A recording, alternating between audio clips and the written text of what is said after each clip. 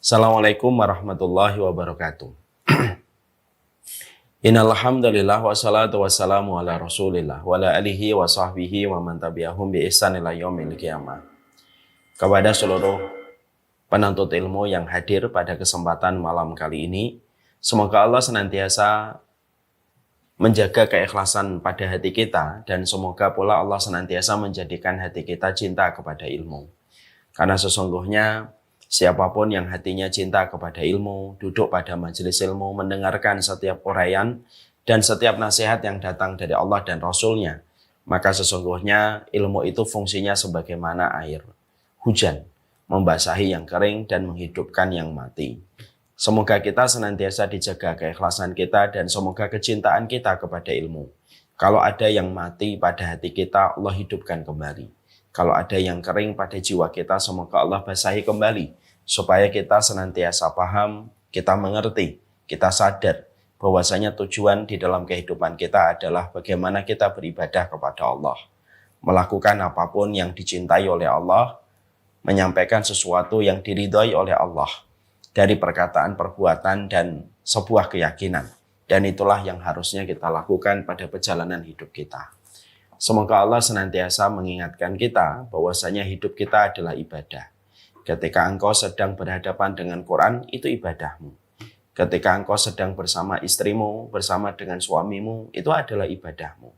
Ketika kita sedang menghadapi riuhnya anak-anak kita yang bermain, yang terkadang suka tidak mendengar apa yang kita sedang sampaikan karena sedang ramai bermain di antara mereka, itu pun ibadah. Dan ketika kita berhadapan dengan kita pun itu merupakan ibadah. Semoga kita senantiasa mampu menjadikan seluruh aktivitas kita manifestasi ibadah. Karena sekali lagi, kita tidak dilahirkan kecuali satu dengan tujuan kita beribadah kepada Allah. Semoga dunia tidak menjadikan kita terperosok, semoga hawa nafsu tidak menjadikan kita terjajah olehnya, dan semoga dengan setiap ilmu yang kita peroleh membebaskan kita dari penjajahan hawa nafsu dan penjajahan dunia, supaya kita menjadi hamba yang merdeka hanya kepada Allah. Kehidupan kita bermuara dan hanya kepada Allah senantiasa. Seluruh gerak dan aktivitas kita manifestasikan untuk beribadah kepada Allah. Alhamdulillah, tentunya senantiasa kita bersyukur kepada Allah atas seluruh nikmat yang Allah berikan.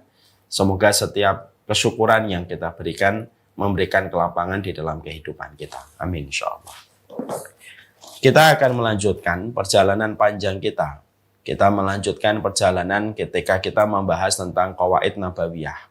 Kita membicarakan tentang kaedah-kaedah dan rambu-rambu yang dijelaskan oleh Rasulullah di dalam kehidupan kita selaku umatnya supaya kita paham semua regulasi yang dituturkan dan dijabarkan oleh Rasulullah SAW. Karena tidak ada aturan dan tidak ada sebuah regulasi yang betul-betul tidak memiliki tendensi apapun kecuali adalah semua kaidah yang datang dari Allah dan Rasul-Nya. Tidak punya niatan apapun kecuali memberikan kebaikan di dalam kehidupan. Dan tidak ada satu motif apapun yang dimiliki oleh Allah dan Rasul-Nya kecuali satu, memberikan kemuliaan pada kehidupan manusia supaya manusia tidak perlu meraba-raba pada kehidupan apa yang harus dilakukan ketika mereka mengetahui kaidah yang harus dipegang pada kehidupan. Saya tidak bisa membayangkan apabila kita berada di jalan lalu tidak ada rambu-rambu.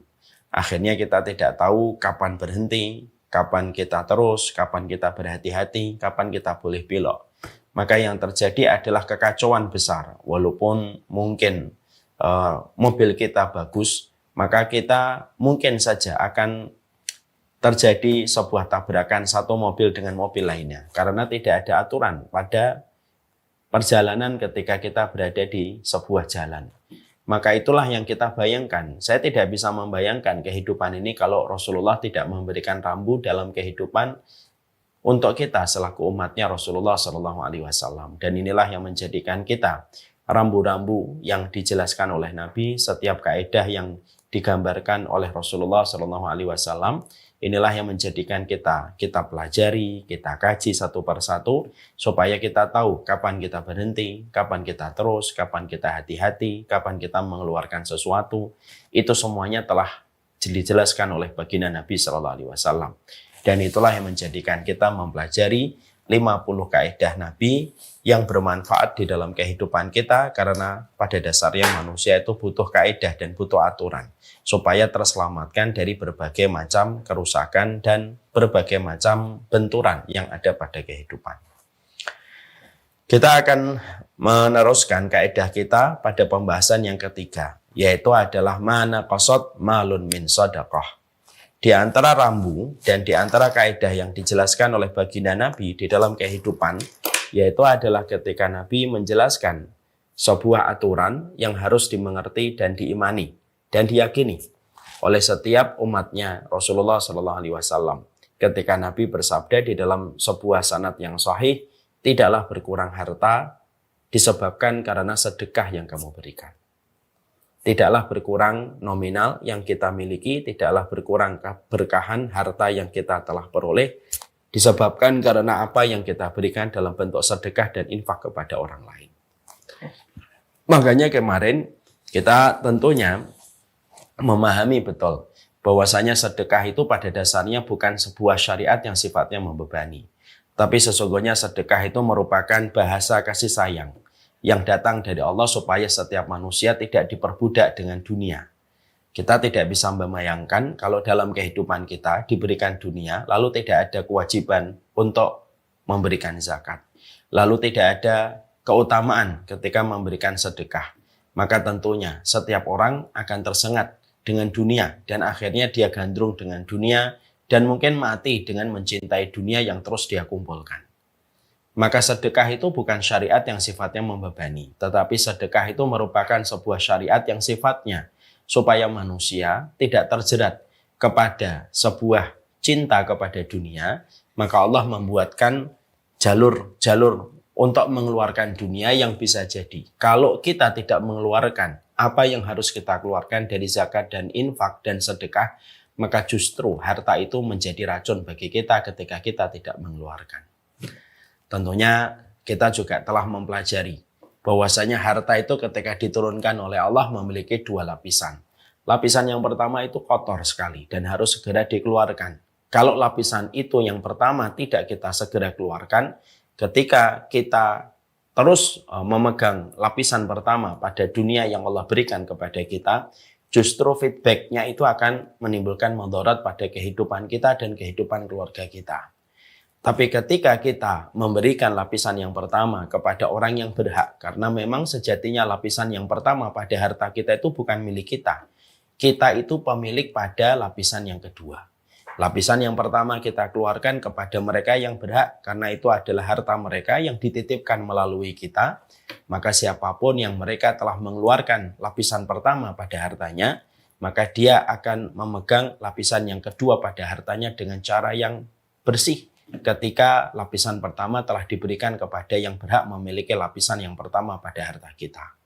Ibu dan bapak, seluruh para santriwati nanti, kalau tiba-tiba mendapatkan rezeki, tiba-tiba rezekinya ditaksir sampai 100 juta.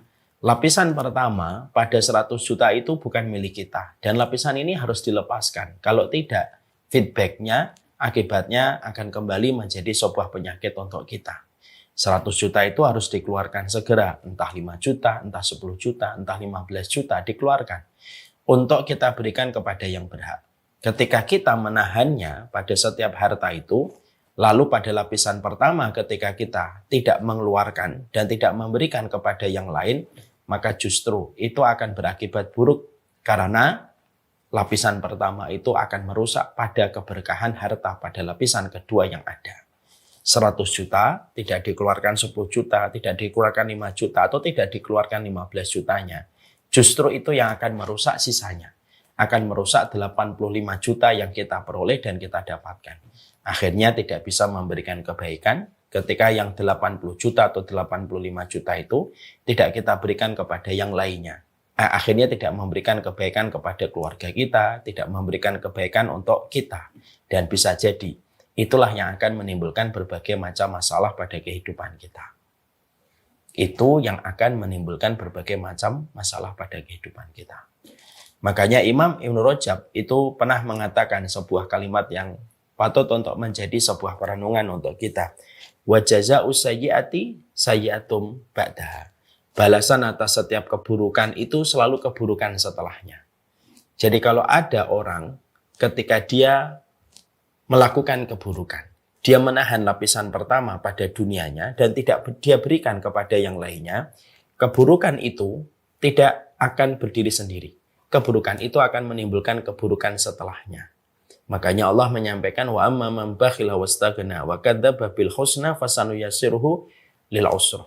Makanya Allah menyampaikan barang siapa yang dia bakhil wastaghna dan merasa cukup wa kadzdzaba bil husna dan dia mendustakan kabar surga fasanuyassiruhu lil usra, maka kami akan sulitkan jalan kehidupan mereka. Dan itu dimulai dari sebuah perilaku yang disebut wa amma man bakhila wastaghna, yaitu orang yang bakhil.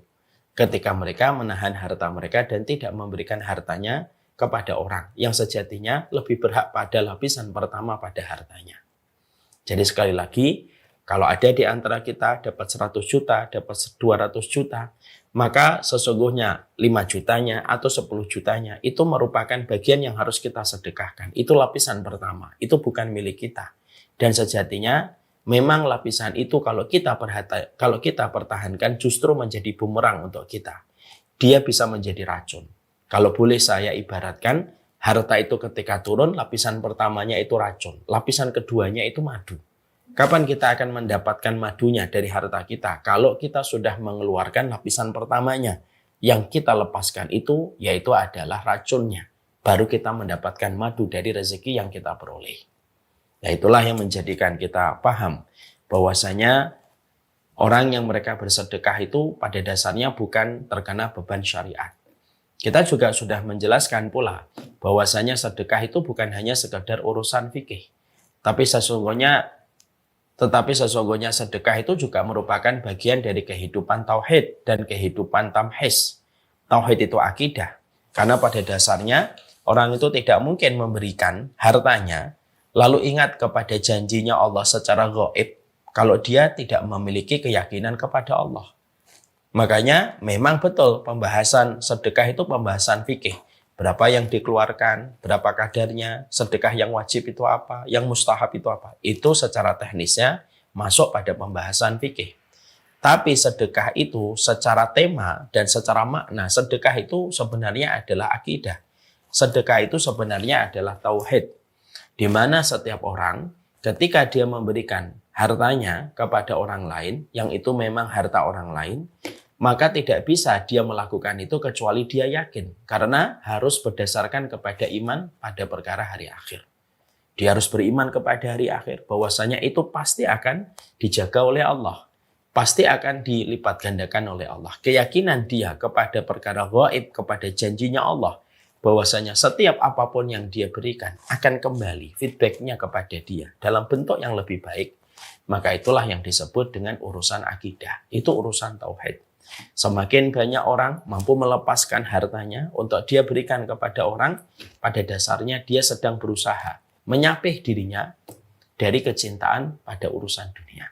Siapapun yang banyak bersedekah, pada dasarnya dia sedang menjalankan proses tauhid dan akidah pada dirinya. Karena salah satu Tuhan berhala yang sering disembah manusia itu adalah dunia. Ketika digenggam terlalu erat. Tuhan itu kalau secara bahasa umum ya, ada Tuhan kecil, ada Tuhan besar. Tuhan kecil itu yang sering dijadikan Tuhan oleh manusia selain Allah. Dan itu bisa menyebabkan sebuah kesyirikan. Tuhan yang besar itu ya Allah. Yang benar, yang berhak disembah itu ya cuma Allah. Harta, dunia, hawa nafsu, pangkat, jabatan, itu merupakan hal-hal yang memalingkan dari Allah Subhanahu wa Ta'ala. Diagungkan oleh sebagian orang dan ditempatkan secara tidak langsung sebagaimana Tuhan. Padahal mereka bukan Tuhan. Itu bisa menjadi tandingan-tandingan di sisi Allah. Dan tidak ada Tuhan yang paling berhak disembah kecuali adalah Allah semata. Makanya orang yang bersedekah, itu prosesnya ketika dia bersedekah, itu pada dasarnya dia sedang menjalankan akidah. Dia sedang menjalankan tauhidnya ketika dia memberikan sedekahnya. Ya. Di sisi yang lainnya, sesungguhnya sedekah itu juga merupakan bagian dari tamhis. Ta, mim, ha, ya, sod, tamhis. Apa itu seleksi? Yaitu ketika Allah menyeleksi di antara hambanya. Dan kita sudah mendapati ada sebuah riwayat yang sahih bahwasanya Allah itu punya keluarga-keluarga yang ada di atas muka bumi. Keluarga-keluarga itu akan senantiasa, diberikan oleh Allah amanat dengan harta selama keluarga itu terus memberikan manfaat kepada orang lain. Ketika dia terus memberikan manfaat pada harta yang Allah titipkan kepadanya, ibaratnya dia menjadi distributor harta di sisi Allah. Dari distributor itulah dia memberi manfaat kepada orang. Selama dia terus memberi manfaat kepada orang dengan harta yang Allah berikan kepadanya, selama itu pula Allah akan mengamanahkan kepadanya untuk menjadi distributor darinya. Setiap dia memberikan manfaat kepada orang. Kalau orang yang mendapatkan harta tidak lagi memberi manfaat kepada orang, Allah cabut. Allah cabut itu. Harta yang biasa dia berikan kepada orang itu, Allah pindahkan kepada orang lain. Dan Allah pindahkan kepada keluarga lain yang layak untuk mendistribusikan harta yang Allah titipkan kepadanya.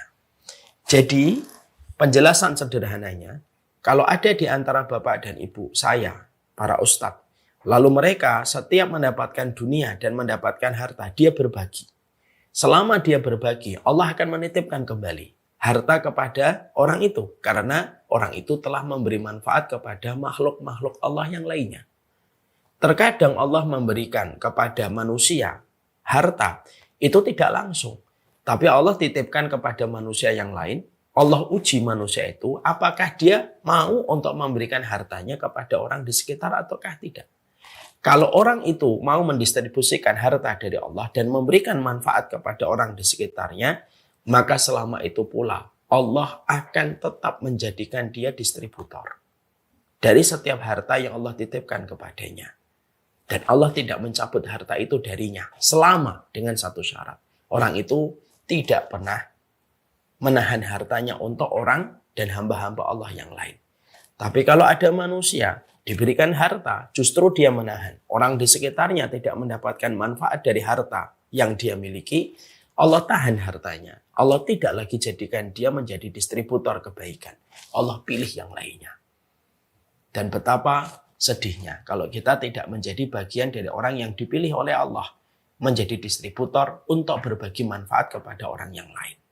Nah, inilah yang menjadikan kita memahami bahwasanya sedekah itu merupakan bagian dari sesuatu yang sifatnya bukan hanya sekedar fikih.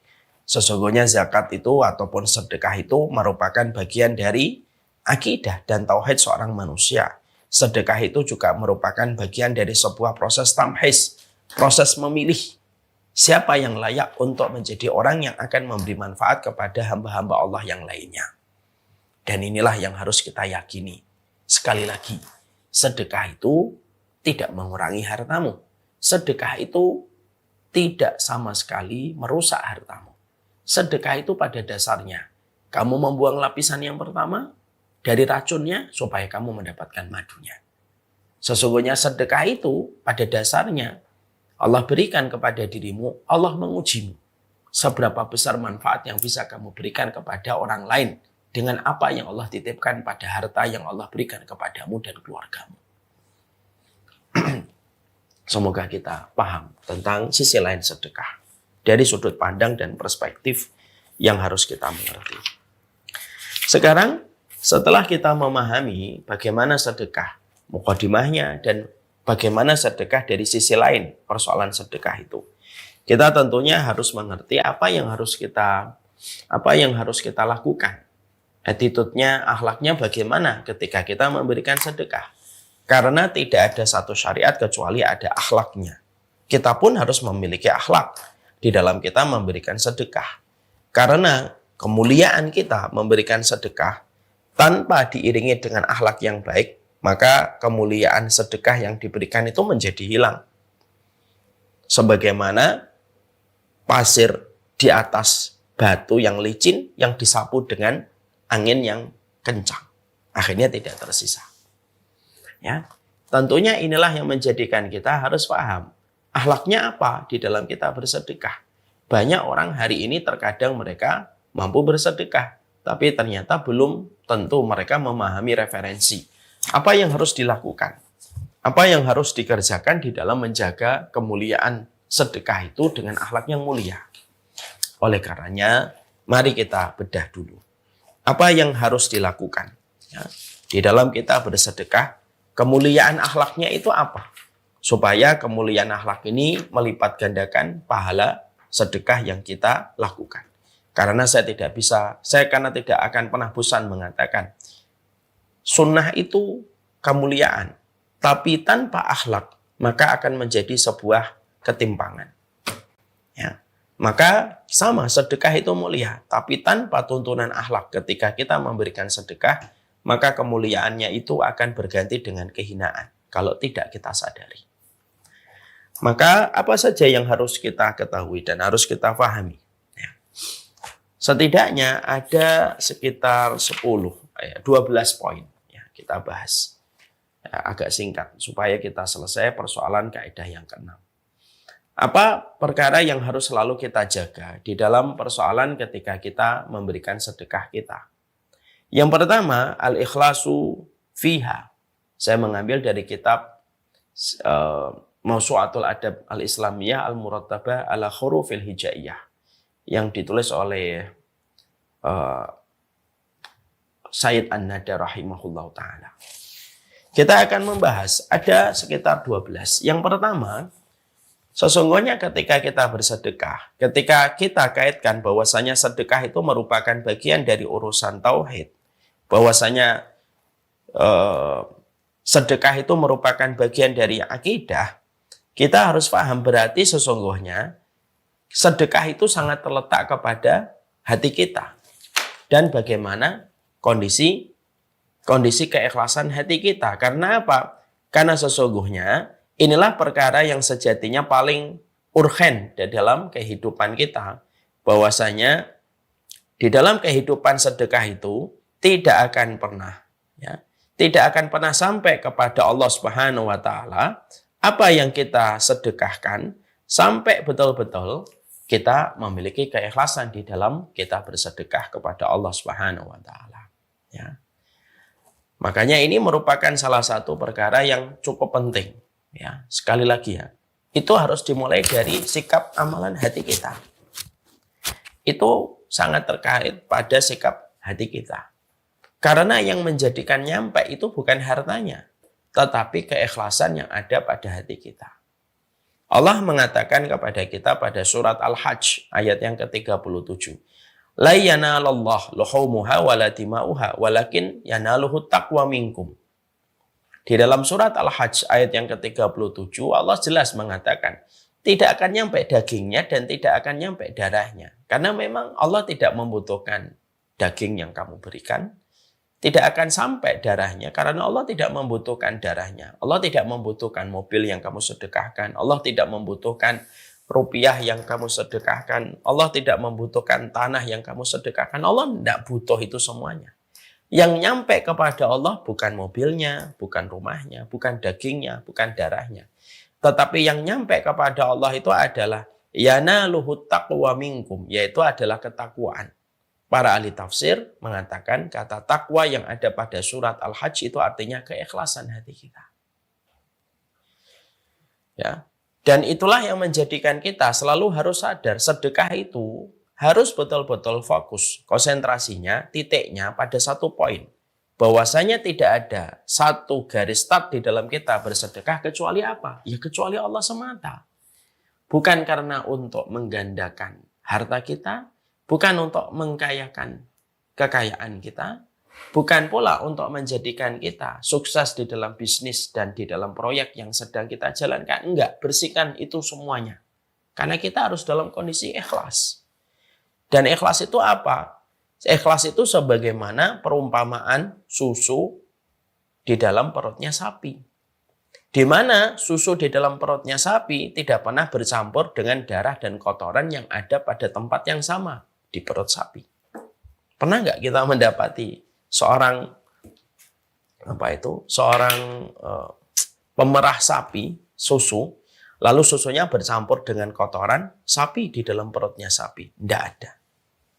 Pernah nggak kita jumpai pemerah sapi lalu menjumpai susunya bercampur dengan darah? Tidak sama sekali.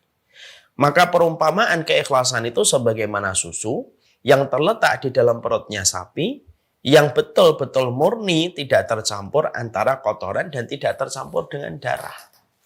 Tidak tercampur dengan kotoran dan tidak tercampur dengan darah. Sama pula sedekah yang kita berikan harusnya merupakan sebuah sedekah yang betul-betul bersih dari sebuah niatan duniawi. Dan harus bersih dari niatan untuk mendapatkan pujian manusia. Karena dua perkara itulah yang sejatinya menjadi darah dan kotoran. Sebagaimana di dalam perutnya sapi yang bisa mencampuri dan menodai kemurnian dari susu di dalam perutnya sapi. Ya. Jangan pernah bersedekah ketika kita merasa dengan sedekah itu kita akan mendapatkan pujian. Dan menjaga keikhlasan hati kita itu sangatlah berat. Yang paling berat di dalam sedekah itu bukan berapa uang yang kita gelontorkan, tapi menjaga keikhlasan setelah kita mengeluarkan harta itu. Yang paling berat bukan berapa nominal yang kita belanjakan, bukan, tapi menjaga keikhlasannya. Sama dengan dakwah. Dakwah itu yang paling berat bukan menghafalkan setiap ayatnya, bukan menghafalkan setiap hadisnya, bukan. Tapi yang paling berat di dalam kita melakukan dakwah itu yang paling berat adalah titik keikhlasan hati kita. Yang paling berat ketika kita melakukan dakwah. Karena memang separuhnya kehidupan kita terletak pada keikhlasan kita. Wa ma umiru illa liya'budullaha mukhlishina lahuddin. Tidaklah mereka diperintah kecuali beribadah, ikhlas kepada Allah. Tidak hanya ibadah tapi keikhlasan. Makanya setiap orang yang bersedekah pastikan niatnya adalah niat yang benar semata-mata karena Allah.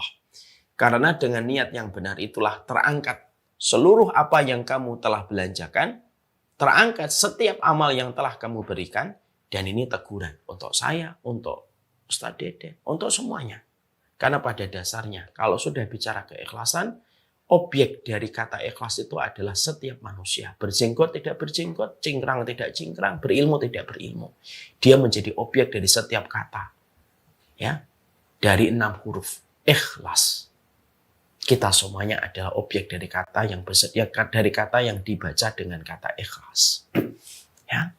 Jadi inilah yang menjadikan kita harus memahami bahwasanya sedekah itu harus betul-betul murni semata-mata karena Allah. Sebagaimana pada surat Al-Hajj 37 tadi, yang nyampe bukan dagingnya, yang nyampe bukan darahnya, tetapi yang nyampe adalah keikhlasan yang ada pada hati kita. Dan ini yang terkadang justru sering kita lupakan. Kita lalaikan. Padahal tidak ada seluruh anggota tubuh kita yang dijadikan spotlight oleh Allah, dijadikan titik view oleh Allah, di zoom in-kan oleh Allah, kecuali adalah hati kita. Karena inilah organ yang paling dalam dan paling inti pada kehidupan manusia. Siapapun yang sedekah, lalu dia dengan niat sudah menyebarkan sedekahnya kepada orang, hati-hati. Bukan itu salah. Tapi sejatinya, menjaga hati jauh lebih berat daripada nominal yang telah kamu berikan. Hati-hati. Tidaklah seseorang mereka tergelincir dengan urusan akhiratnya sampai mereka dijilat. Tidaklah seseorang tergelincir dalam kehidupan kampung akhiratnya sampai dia dijilat oleh api neraka kecuali karena tergelincirnya hati ketika tidak ikhlas di dalam memberikan sedekahnya.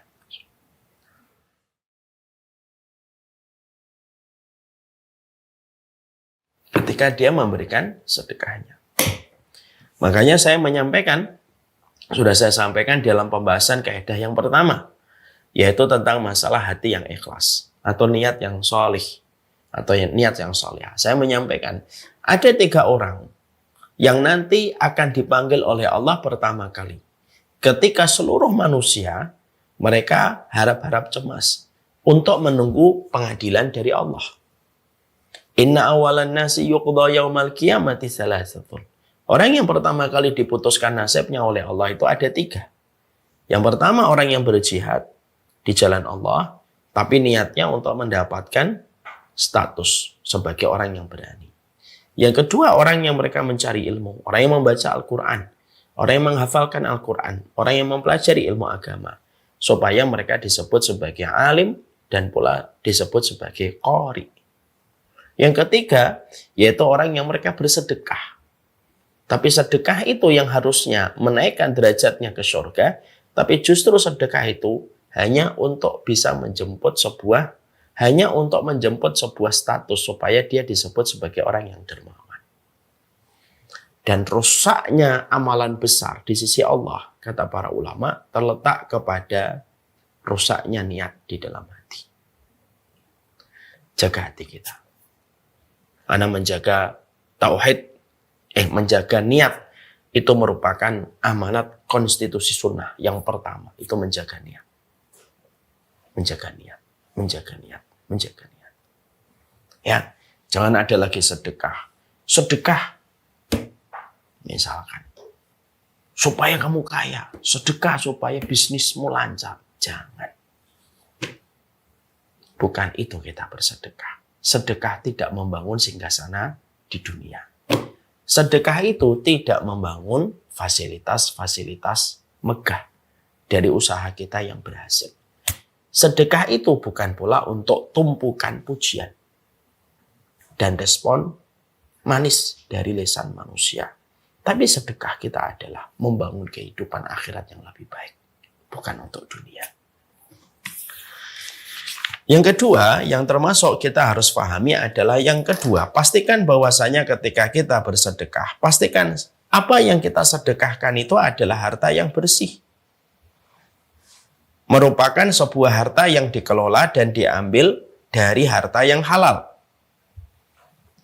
Jangan sampai orang ketika dia sedang bermasalah pada urusan dunianya, sehingga dia tidak bisa memisahkan mana itu yang syubhat, mana itu yang haram gitu. Lalu dia bersedekah karena apa? Allah tidak pernah menerima dan Allah tidak ada hajat untuk menerima sedekah. Allah tidak ada hajat. Allah tidak ada kebutuhan untuk menerima sedekah. Di mana sedekah itu diambil dari harta-harta yang syubhat dan harta yang haram. Innallaha thayyibun wa la yaqbalu illa thayyiban. Allah itu zat yang sangat baik dan tidak menerima kecuali yang baik. Ketika ada seseorang melakukan korupsi, lalu dia pencucian uang, lalu dia menyangka, saya korupsi 100 miliar. Oke, saya sedekahkan 10 miliar. Maka 10 miliar itu saya harapkan menjadi media dan menjadi tawasul untuk membersihkan harta 90 miliar yang haram. Saya sedekahkan. Saya berikan kepada panti asuhan, kepada anak yatim. Allah tidak terima. Allah tidak ada hajat kepada harta yang haram. Jadi Allah tidak ada hajat kepada harta yang haram. Orang yang menerima mungkin tidak tahu. Tapi Allah tahu. Makanya Allah tidak menerima kecuali yang baik. Sebagian persepsi masyarakat, mungkin ada sebagian orang kaya dan pejabat yang memiliki sebuah persepsi yang kurang benar atau lebih tepatnya salah. Bahwasanya mereka mengatakan wa'at bi'isayyi'atal hasanata tamhauha. Ikutilah perbuatan yang buruk dengan perbuatan yang baik, maka perbuatan baik akan menghapuskan perbuatan buruk. Maka bertolak dari sebuah mindset ini, mereka lalu ketika mengambil harta haram 10 miliar, mereka infakkan 3 miliar. Dengan satu asumsi, 3 miliar ini akan menghapuskan keburukan 10 miliar itu. Karena apa? Ikutilah perbuatan baik dengan perbuatan yang ikutilah perbuatan yang buruk dengan perbuatan yang baik. Perbuatan baik akan menghapuskan keburukan. Itu tidak semacam itu realisasi dari hadis tersebut. Realisasinya itu adalah ketika kamu melakukan kesalahan, kamu sholat. Ketika kamu melakukan kemaksiatan, kamu bertobat. Itulah mengikuti keburukan dengan kebaikan. Tetapi memiliki sebuah persepsi, mindset, dan asumsi bahwasanya ketika kamu mengambil harta yang haram, lalu kamu sedekahkan separuhnya, dengan asumsi yang separuh itu menghapuskan keburukan seluruhnya, kamu salah. Allah tidak ada hajat untuk menerima harta yang haram. Makanya ada sebuah kisah terjadi pada masa Imam Abu Hanifah. Pada masa Imam Abu Hanifah ada seseorang. Dia mengambil buah dari pekarangan dan halaman orang tanpa minta izin. Maka buah itu dibawa pergi. Lalu buah itu diberikan kepada orang lain. Ditegur sama Imam Abu Hanifah. Kamu ngapain? Iya, saya tadi ngambil buah, mencuri. Tapi buah itu separuhnya saya berikan kepada fakir miskin. Maka sedekah saya itu insya Allah dilipat gandakan paling minim 10 kali lipat. Adapun mencurinya saya itu 1. Maka 10 kebaikan ketika saya bersedekah dikurangi 1 masih 9. Imam Abu Hanifah tertawa dan berkata, Innallaha thayyibun wa la yaqbalu illa thayyiban. Sesungguhnya Allah itu baik dan tidak menerima kecuali yang baik. Jadi yang kedua yang wajib bagi kita adalah orang yang bersedekah itu harus betul-betul murni. Kalau harta kita tersangkut dengan yang haram, Allah tidak ada hajat menerima. Ingat ya, setiap ibadahmu harus bersih. Umroh itu harus bersih dari harta yang bersih. Jangan ada riba di antara kita dalam perjalanan haji dan umroh. Kalau enggak, sia-sia, capek, lelah, dan letih semata. Sedekah. Makanya kenapa kita kemarin mempelajari kan di antara kaidah yang ketiga bahwasanya menjaga dari perkara syubhat itu penting. Karena timbulnya banyak problematika, masalah dalam kehidupan kita itu ya dari harta yang haram. Harta haram itu selalu meminta tumbal. Tumbalnya apa? Pertama, Allah tidak menerima ibadah yang terbangun dan tercampur dari harta yang haram. Ya, itu yang kedua. Yang ketiga, jangan melambat-lambatkan sedekah itu. Kalau memang sudah ada niat sedekah, langsung eksekusi. Jangan dilambatkan. Kenapa? Tidaklah orang melambatkan sedekah kecuali setan yang menguasai. Lalu mendistract. Lalu akhirnya mengalihkan dia kepada pilihan yang lain. Ya, berapa banyak orang yang ingin bersedekah di waktu malam. Lalu dia meniatkan besok pagi. Sebelum tidur dia melihat satu barang. Mengurungkan niatnya untuk bersedekah. Lalu akhirnya dia memprioritaskan barang yang akan dia beli. Itulah bahayanya mengakhir-akhirkan sedekah. Makanya dikatakan di sini ada mutakhiris sedekah. Jangan mengakhir-akhirkan sedekah itu. Kalau mampu, segera 10 juta tiba-tiba ditransfer kepada rekeningmu, segera kamu keluarkan dari 10 juta itu. Itu jauh lebih baik. Karena apa? Orang yang menyegerakan kebaikan adalah orang yang Allah segerakan kebaikannya pula nanti di akhirat. Makanya ada kata-kata hikmah, la yazalan nasu yuakhirunal hasanat hatta yuakhiruhumullahu hasanatahu yaumal qiyamah. Tidaklah seseorang suka mengakhir-akhirkan kebaikan kecuali Allah pasti akhirkan kebaikan apapun untuknya di akhirat kelak nanti. Orang yang langsung bersedekah itu jauh lebih baik daripada mengakhirkannya. Berikanlah sedekahmu. Segerakanlah. Tidak usah diundur-undur. Karena penyakitnya manusia itu taswif. Mengakhirkan tobat, mengakhirkan kebaikan. Itu penyakitnya manusia. Dia berandai-andai, besok aja deh, uang yang ini aja. Tapi ternyata belum datang, dia sudah keburu datangnya aja. Nah, untuk bila mintalik dan akhirnya menjadi sebuah penyesalan. Padahal kita paham tidak ada penyesalan yang dilakukan oleh mayit ketika dia mati kecuali adalah laula akhartani ila ajalin qarib fa saddaq wa akum minas salihin. Ya kan? Tidak ada yang paling disesali oleh mayit ketika dia telah meninggal dunia kecuali satu. Dia ingin sekali untuk bisa memberikan sedekahnya karena perkara itulah yang betul-betul melapangkan. Sedekahmu itu cahaya. Dan kita akan datang pada satu alam yang begitu gelap. Kita akan datang kepada satu alam yang begitu pekat hitamnya. Yaitu alam barzakh. Alam barzakh itu mudlim, syadid. Alam barzakh itu kegelapan yang sangat pekat. Tidak ada yang bisa menerangi alam barzakh dengan kegelapannya. Tidak ada yang bisa menerangi. Salatmu itu cahaya. Puasamu itu cahaya. Sedekahmu itu cahaya. Ya. Cahaya itulah yang kita butuhkan. Kehidupan kita berikutnya itu tidak butuh bensin. Kehidupan kita berikutnya itu butuh cahaya. Dan cahaya itu melalui harta yang kita sedekahkan. Jangan melambat-lambatkan. Supaya kita tidak dilambatkan oleh Allah kebaikan yang kelak pada waktu kematian itu sudah datang menyapa kita.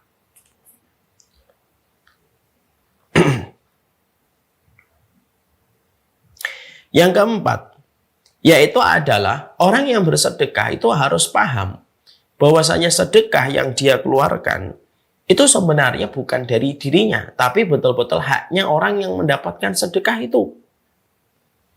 Janganlah kita merasa ketika kita bersedekah, yaitu adalah kita ini betul-betul harus menyadari bahwasanya apa yang kita keluarkan itu hakon minal fuqara wal masakin. Mereka lah yang memiliki hak atas harta itu. Janganlah kamu merasa, wah ini dari saya. Banyak orang yang memberi sedekah itu merasa lebih mulia. Merasa lebih tinggi daripada yang diberikan sedekah. Karena status harta yang dia berikan. Lalu akhirnya terkadang secara tidak sadar suka merendahkan. Jangan begitu. Makanya di situ kita harus memahami bahwasanya tidaklah kita memberikan sedekah kecuali orang yang sedekah itu harus sadar berapapun harta yang dia berikan, berapapun harta yang dia infakkan, itu memang miliknya orang yang mendapatkan. Cuma dititipkan Allah melalui kita. Tapi kepemilikan itu kepemilikan dirinya. Kamu hanya menyalurkan dari sisi Allah. Ini termasuk salah satu ini merupakan salah satu bentuk attitude ataupun akhlak di dalam kita bersedekah. Karena apa?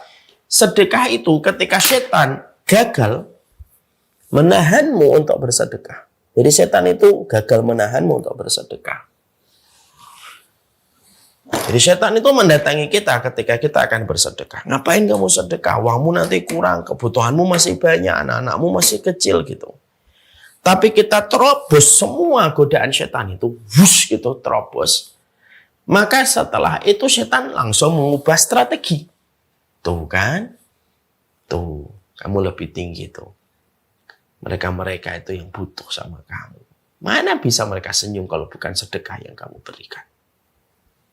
Maka keempat yang dikatakan oleh para ulama salafun salih adalah kita orang yang sedekah itu harus yakin bahwasanya berapapun harta yang telah kita berikan itu memang haknya, bukan miliknya.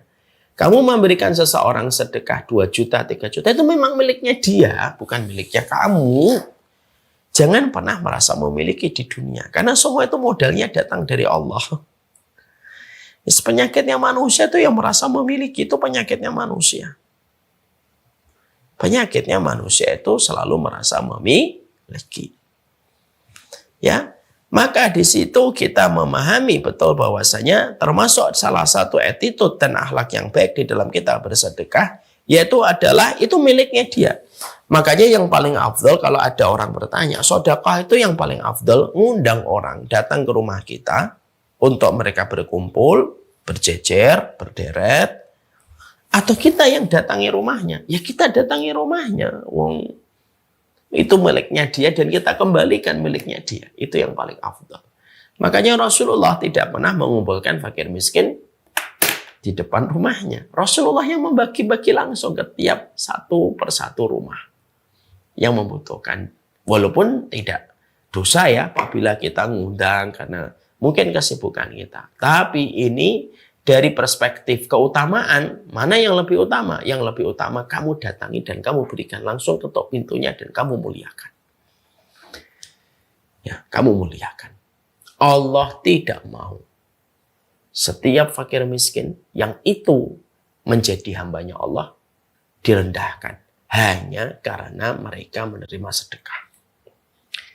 Orang yang menerima sedekah tidak lebih buruk daripada orang yang memberi sedekah. Karena bisa jadi yang memberi sedekah penuh dengan kesombongan, yang menerima sedekah, dia menerima dengan keikhlasan dan kelapangan. Walaupun dia sebenarnya harusnya tahu, harta yang diberikan kepada itu memang miliknya dia. Itu memang miliknya dia kan gitu. Karena kita itu harus paham tentang masalah ini. Supaya tidak ada lagi kesombongan kan. Contohnya kayak bansos. Bansos itu memang miliknya masyarakat, memang miliknya rakyat kecil kan gitu. Memang betul begitu. Ini wajib kita harus ketahui dengan benar. Sedekah itu karena memang itu miliknya dia, bukan miliknya kita. Itu yang keempat. Yang kelima, yaitu adalah taqdimul jayyid minal mal fi shadaqah. Kalau sedekahnya itu berupa barang yang kamu sedekahkan, maka pastikan bahwasanya kita harus memilih hal-hal yang baik. Barang-barang yang bagus. Yang kita tidak memincingkan mata ketika melihatnya. Jangan memberikan satu barang yang kita niatkan untuk menjadi sebuah sedekah, di mana mata kita saja, di mana kita pun memincingkan mata kita ketika melihat barang itu. Ya. Makanya Allah menyampaikan kepada kita di dalam surat Al-Baqarah ayat 267. Ya ayyuhalladzina amanu anfiqu min thayyibati ma kasabtum. Wahai orang yang beriman, maka berinfaklah dari yang terbaik dari apa yang kamu peroleh. Yang terbaiknya. Min thayyibati ma kasabtum. Yang terbaik. Karena apa? Karena sebagaimana hartamu yang terbaik, sebagaimana itu pula istimewa, engkau akan mendapatkan balasan dari sisi Allah Subhanahu wa taala. Lalu yang berikutnya, yang keenam, adamu ibtali shadaqah bil man wal adza. Yang berikutnya, jangan pernah kita mengikutkan setiap sedekah yang kita berikan dengan kata-kata yang menyakitkan.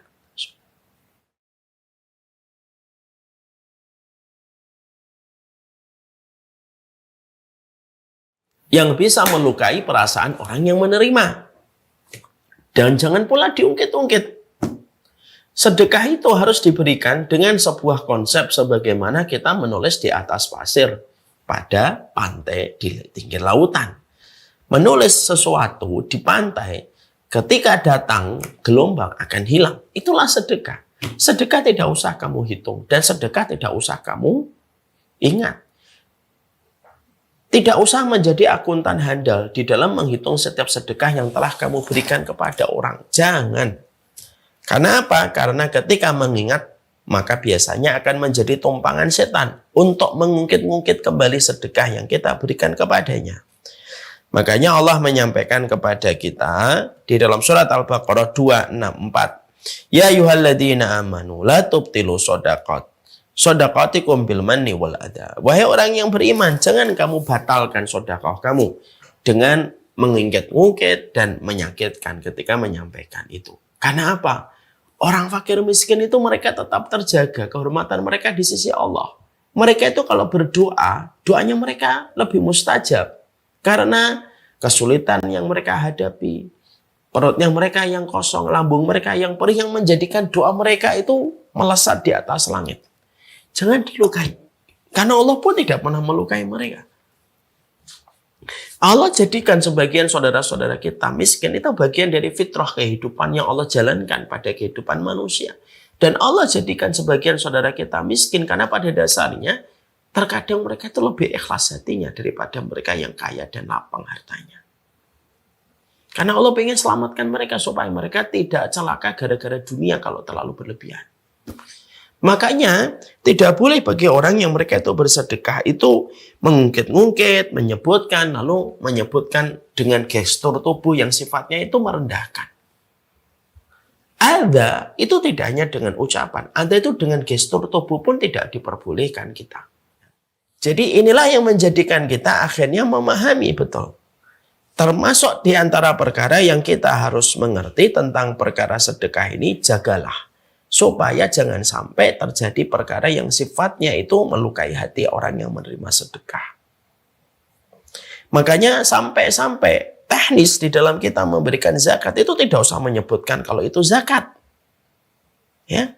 Jadi kalau kita sampai beberapa fuqaha dari Syafi'iyah itu menyebutkan sampai ketika kita memberikan zakat pun tidak perlu bagi kita untuk mengatakan ini zakat ya.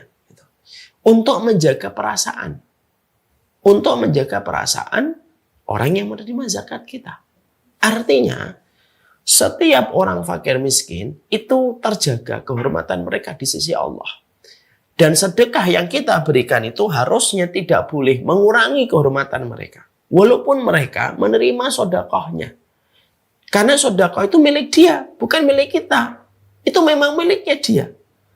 Makanya tidak boleh harta yang memang menjadi miliknya dan menjadi haknya, lalu kamu rendahkan kehormatan dirinya. Tidak boleh. Karena perkara itulah nanti sejatinya akan merusak kehidupan dari sedekah yang kita berikan. Yang ketujuh, kata para ulama salafun salih, fayajibu 'alal mutasaddiq ayyarhala shadaqatihi ni'matun minallah.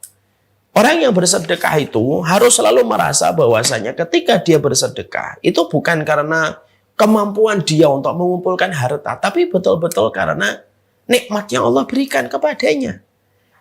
Semua pencapaian harta yang dia miliki sampai dia mengeluarkan sedekah, itu harus dimiliki setiap orang yang akan bersedekah. Wajib orang yang bersedekah itu apa? Melihat bahwasanya setiap sedekah yang dia berikan kepada orang, itu merupakan nikmat dari Allah. Bukan karena kehebatan dia, bukan karena keuletan dia, bukan karena kepintaran dia yang menjadikan dia bisa mengeluarkan sedekah. Tapi nikmat Allah yang menjadikan dia bisa mengeluarkan sedekah. Ya. Supaya sekali lagi perkara ini dan poin ini untuk menjaga kondisi hati orang yang bersedekah.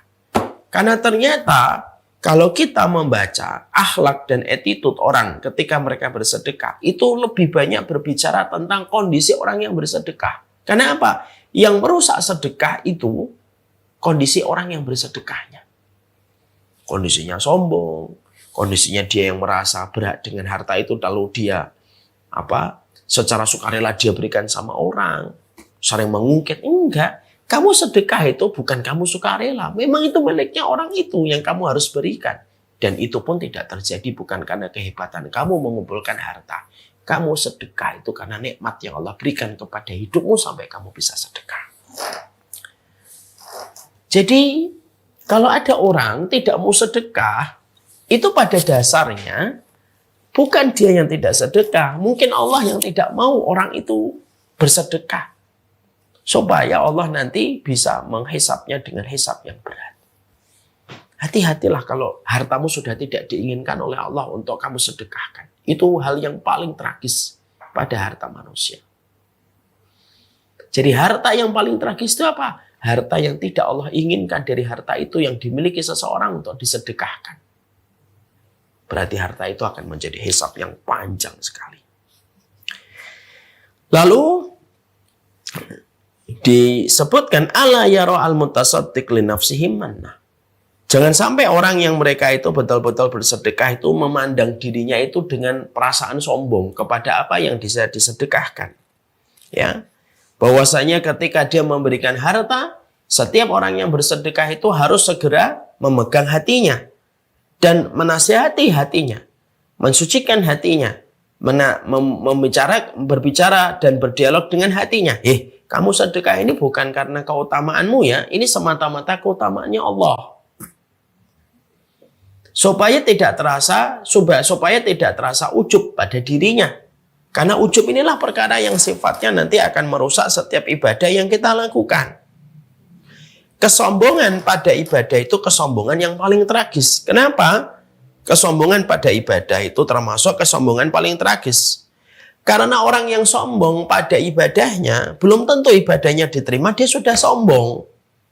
Dan salah satu di antara bentuk amal yang paling sering disombongkan itu adalah amalan sedekah.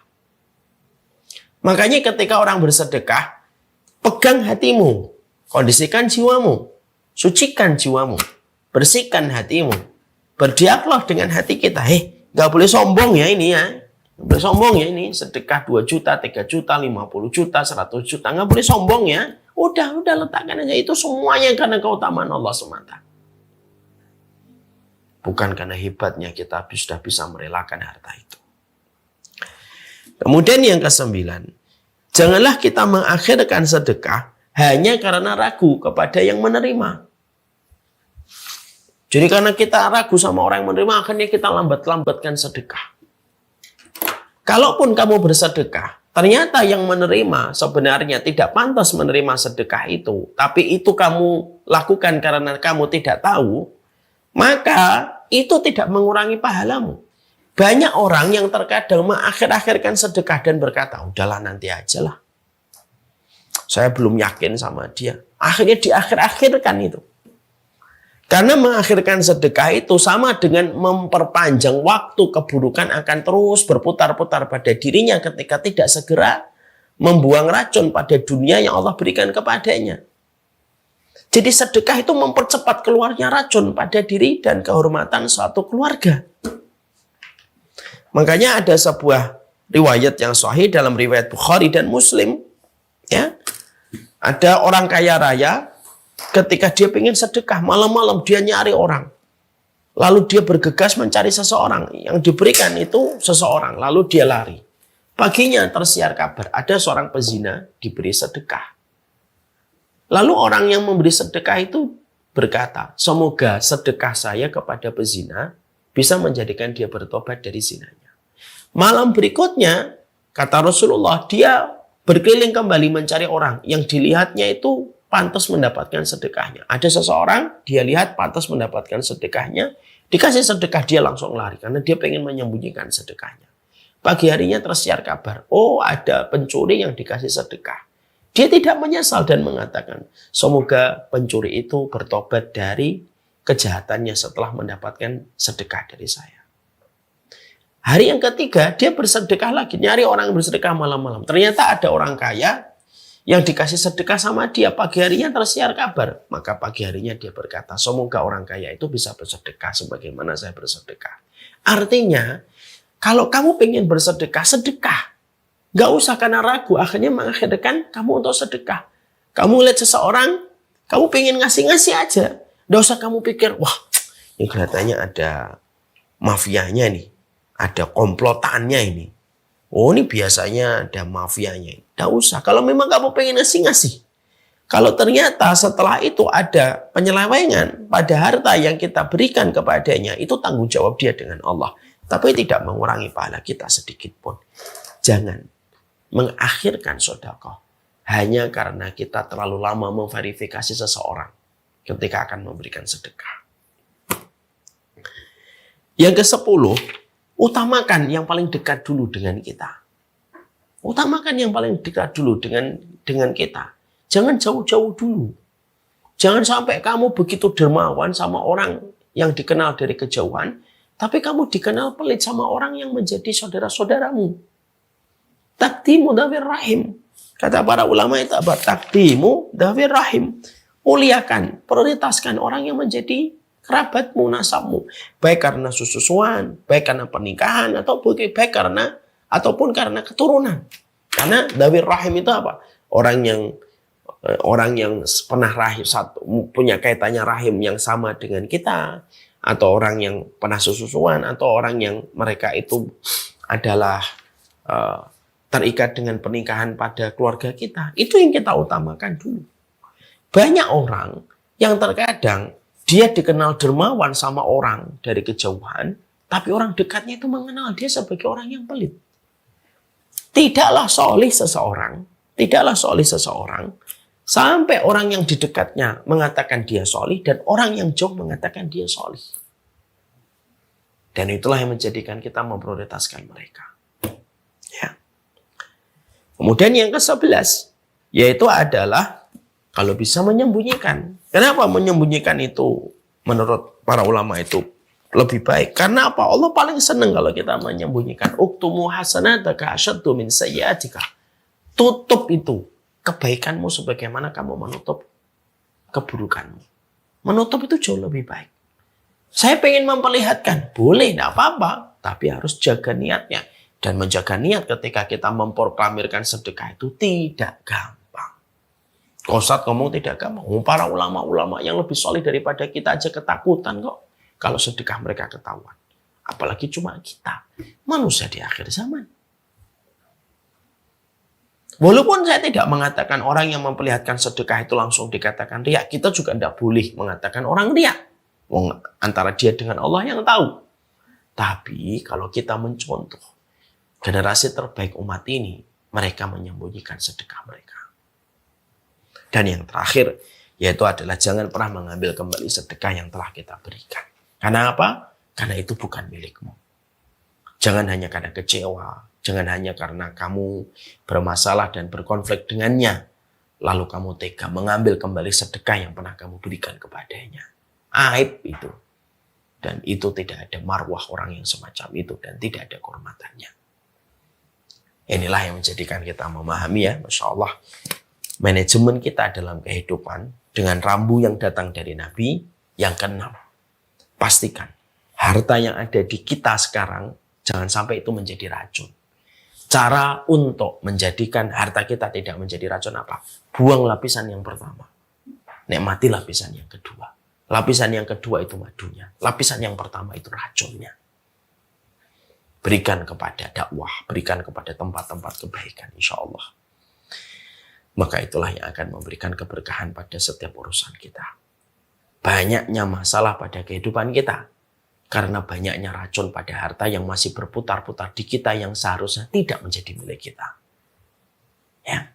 Kapan Pak garasi Bapak itu bermasalah Pak? Kalau tidak,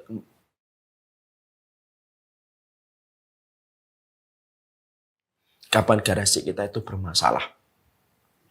Garasi kita bermasalah dan mengkhawatirkan itu kalau ada satu mobil yang bukan milik kita Pak. Dan kita jadi penadah, naudzubillah min dzalik. Lalu mobil itu ada, setiap ada polisi lewat kita, bingung, kita ketakutan, Pak. Kapan kita tenang? Keluarkan itu barang yang bukan milik kita. Walaupun di garasi kita cuma ada mobil, misalkan cuma mobil Avanza gitu, harga 200-an gitu. Tapi karena itu milik kita, kita tenang.